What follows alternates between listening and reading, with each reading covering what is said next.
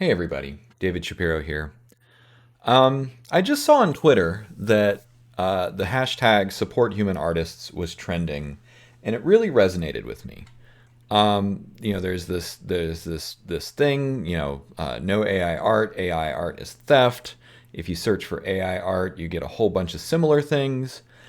And this brought up something very personal for me. So I still get a lot of requests from on LinkedIn, Twitter, Discord, wherever, of people asking me to put up my code and videos that precipitated my original AutoMuse projects. And I've taken them down and they're staying down. And I wanted to use this as an opportunity to explain why. When I got to a point where I realized that I could automatically generate entire novels, I realized that I would hurt my friends. I realized that I could hurt people that I really care about. That being said, I'm not going to single-handedly stop this tidal wave, right? You look at websites like Lexica, and AI art is here to stay. Generative AI is here to stay. The genie is out of the bottle. Even though a lot of it's really weird, some of it is really good, and it really begs the question: what is art? Some say beauty is in the eye of the beholder. Some say that art is human expression. I'm a big fan of both death of the author, but also death of the audience. Does the author matter? Does the audience matter? Because sometimes, like for instance, my own novel, I might never publish my own novel. And the reason is because I don't necessarily need an audience. I'm writing something for myself.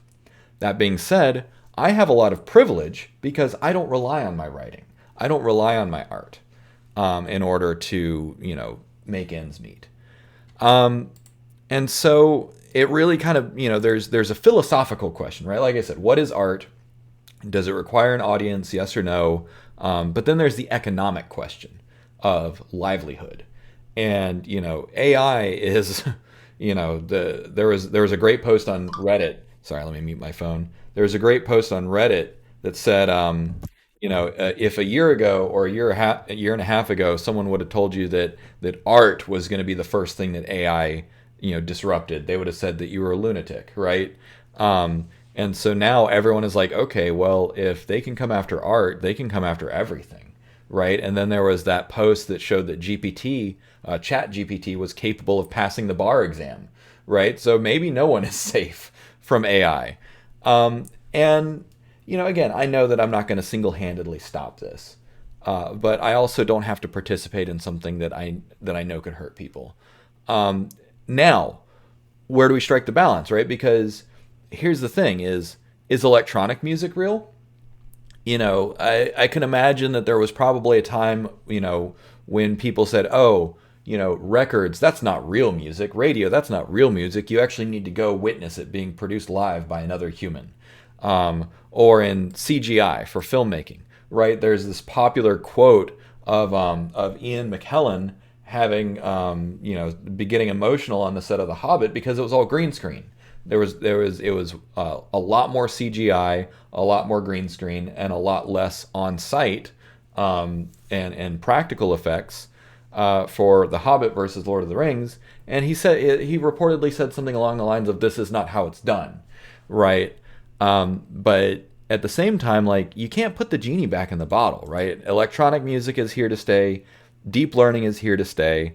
It's kind of like you got to learn to live with it, and it's because it's impossible to put it back. Now, we as individual consumers can make choices, right?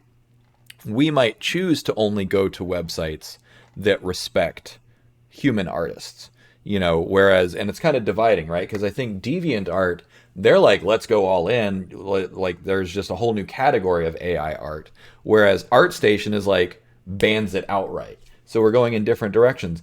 And that's generally what happens. Historically speaking, you generally get, like, it's not like either or, things split, right? And another example is with the invention of the automobile, right?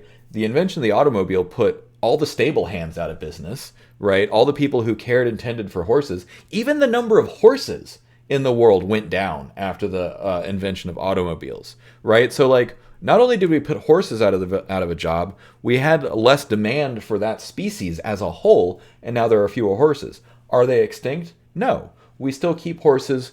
We go to the Kentucky Derby. We watch them race. Some people own horses. Some people ride horses for fun. They're still trail horses.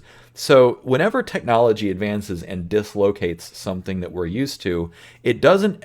I don't want to say never. It usually doesn't go away completely. There are some things that are fully eradicated, but there's nothing that's like AI art just makes art much more accessible.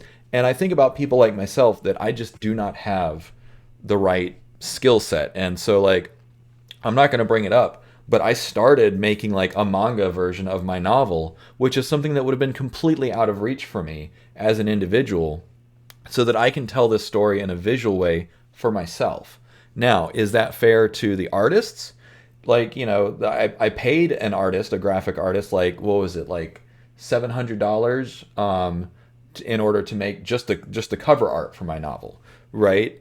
And it's weird because it's like, okay, I could spend like 15 cents or a couple dollars using outpainting to get something pretty close, and then I could probably use some more AI tools to clean it up and make it a little nicer. So it's like, okay, it costs me like $2 or $700, right? From an economic perspective, it makes sense because AI art increases the amount of production of art, and we humans have a nearly unlimited appetite for art. Anyways, I'm kind of in danger of repeating myself, but I just wanted to share, like, I took down my code and my videos around generating novels, generating fiction, and they're gonna stay down for that reason. That being said, I am still working on lots of tools, but the tools that I'm working on are specific to helping human writers, right? Like, there's editors that I like. The editor that I hired, I spent $1,700 getting my novel edited by a human. And this is while I have the capacity to make AI tools to edit it for me, right? So I still chose to go with a human because there are still those ineffable qualities of going with a human. Now, is going with a human editor going to be like owning your own horse in the future, where it's just infinitely more expensive to do something the hard way, the old-fashioned way? Possibly, but maybe not. I don't know. Like, I want to try and make tools for the editors too, because I really like my editor, right? She's a brilliant woman and knows this art so thoroughly and is clearly passionate for it. And there's always going to be things that humans do differently and better than machines, and vice versa. Even all the top players in every industry will say there are things that computers and machines in general are better at than humans, and there are things that humans are better at.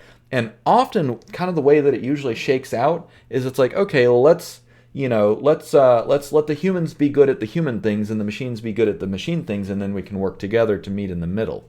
I don't know if it's going to happen that way, because it doesn't always, right? There are some things that machines just do better that, like if you need to like fly a drone into a volcano, you don't need a human there, period, right? You might need a human controlling the drone.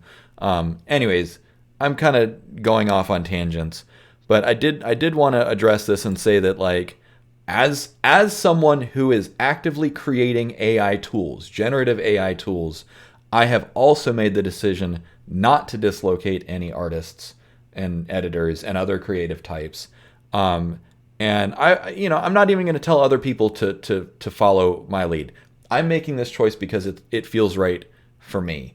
And this backlash right now tells me that I did the right thing, because I predicted months ago, like, I just created something that could hurt my friends, and I actually feel really vindicated that it's trending right now on Twitter. Is like, no, I'm not. I don't want to hurt anybody. My pursuit of of fame or glory or wealth or whatever always takes a back seat to, like, hurting people that I care about, or people that I don't know that anyways, I'm repeating myself. I'm rambling. I think you get the point. Thanks for watching.